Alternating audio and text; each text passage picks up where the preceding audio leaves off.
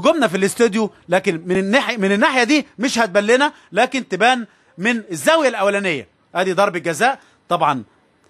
كابتن عبد الحليم علي وكابتن محمد حلمي كانوا بيلعبوا في نادي الزمالك، طبعا فرحتهم بالقصه دي يعني بضربه جزاء مش عايزين يبينوها، لان طبعا نادي الزمالك ناديهم.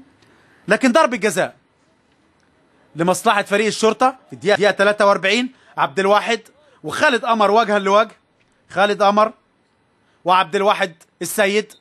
ضربه جزاء خالد قمر، خالد قمر، وهدف تاني، هدف تاني لمصلحة فريق الشرطة. خالد قمر بيحرز هدف في الدقيقة 43 ليتقدم فريق الشرطة على نادي الزمالك 2 الشرطة وهدف 1 لمصلحة نادي الزمالك. محمد عبد الشافي احرز هدف نادي الزمالك في الدقيقة 16،